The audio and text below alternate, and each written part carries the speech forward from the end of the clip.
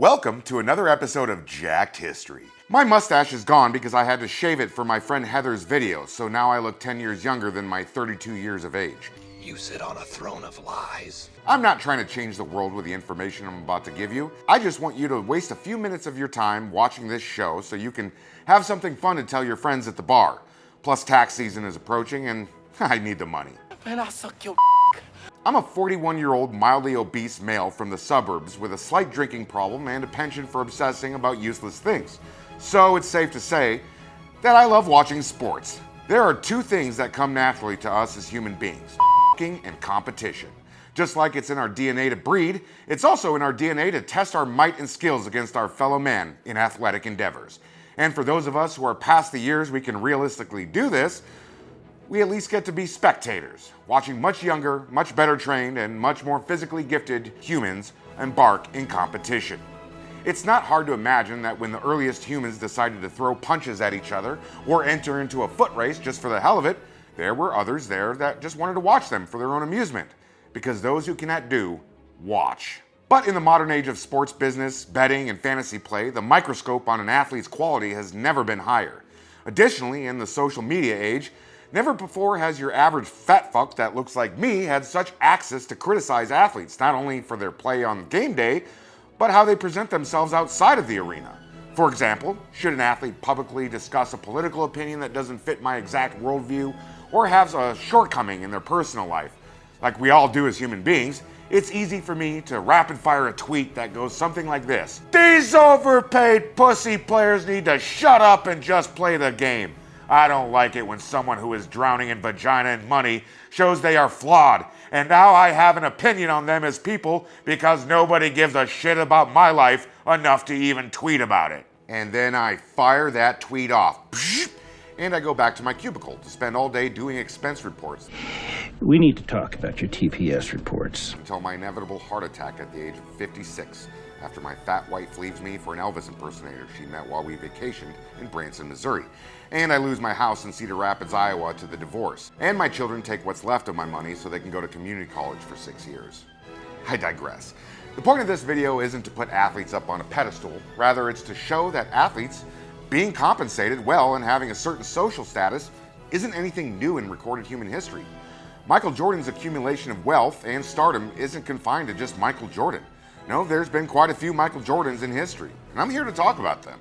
While Hollywood tends to focus on gladiatorial games when covering the competition of ancient Rome, chariot racing was one of the most popular sports for Roman spectators.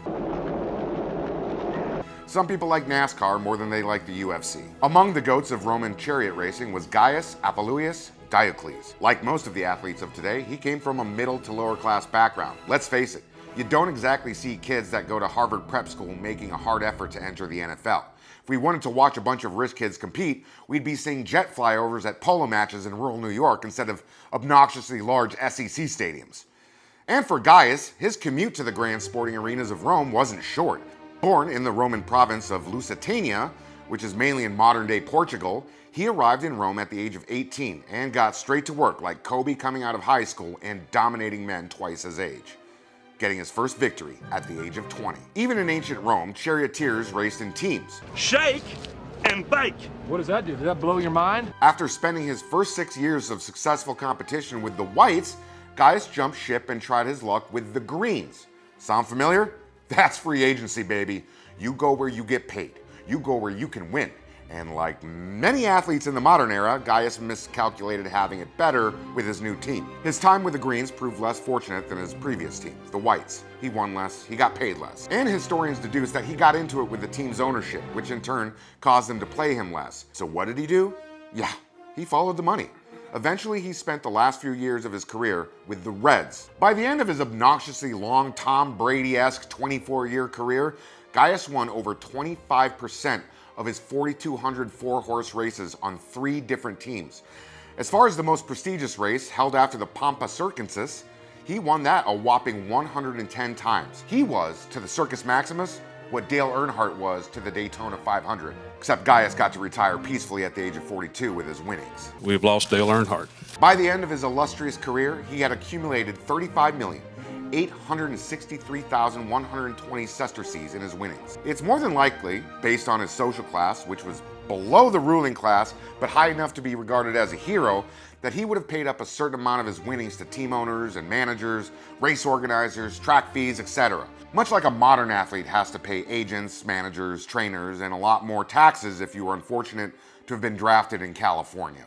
Show me the money! Even with all those fees, historians calculate that Gaius Diocles wouldn't have just been the wealthiest athlete of his time, but the wealthiest athlete of all time, making Mike, Tiger, and Cristiano look like bench players who have to get jobs as insurance salesmen once their playing days are over. He died in 146 AD at his big-ass house in the Roman suburbs. Hi, this is an ad read, and since I don't have an official sponsor yet, I'm just gonna make stuff up as I go along until someone wants to sponsor me. Oh, what's this? A bottle of Jack Daniels? Does Jack Daniels want to give me money to promote their product? Maybe it could be you, Jack Daniels. Jack Mandeville will promote Jack Daniels if the money's right. But I do support your product. I've been drinking this since I was 18 years old. And for as much money as I've made over the years, for as much as I've grown, I still drink like I'm 21. Jack and Coke, there's nothing like it. I love you. Like I stated earlier, Hollywood has had a big influence on our perception of gladiatorial games in ancient Rome. Some misconceptions people have was that most gladiators died in the arena.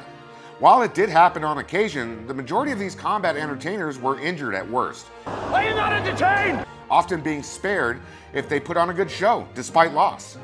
It was a big business, and like the front offices of today, owners and trainers had a vested interest in keeping the talent healthy and alive to fight another day. Also, many of these gladiators entered the arena as free men, not slaves. There were many perks that came with being a good gladiator if you were born into a lower class, like access to good food, lodging, and women. They would average maybe 3 to 5 fights a year, a much lighter schedule than most athletes have today. And it wasn't uncommon for the most legendary of these gladiators to be called out of retirement and offered large sums of money to please the emperor and masses with one more fight.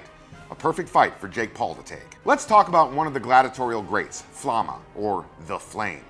Not much is known about his early years other than the fact he was a Syrian who ended up competing in the biggest games in Rome.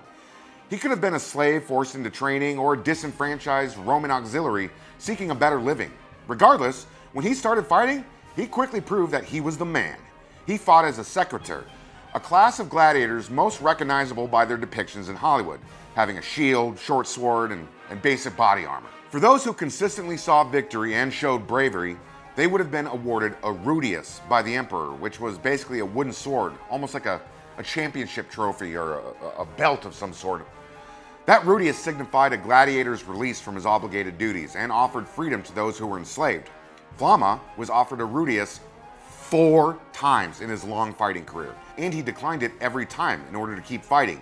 Again, it's hard to pass up on big meals and good pussy when you're an ancient athlete. As far as we know, he had the most fights out of any gladiator in history, winning 21 out of his 34 matches in the height of the Roman gladiatorial games. His gravestone in Sicily reads, Flamma, sequitur, lived 30 years, fought 34 times, won 21 times, fought to a draw 9 times, won reprieve 4 times, a Syrian by nationality.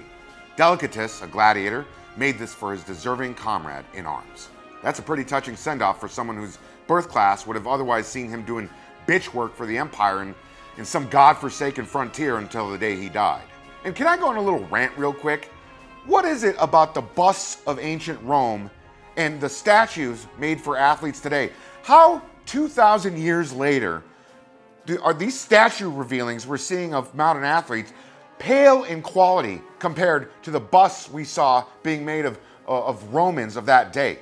Like, what happened in those 2,000 years where sculptors were like, I don't want to learn from the greats. I just want to sculpt this shit and we'll put it in front of the stadium and they better like it because I just collected $2 million for this job. Anyways, that's a whole different subject. So, what have I taken away from this? I'll tell you.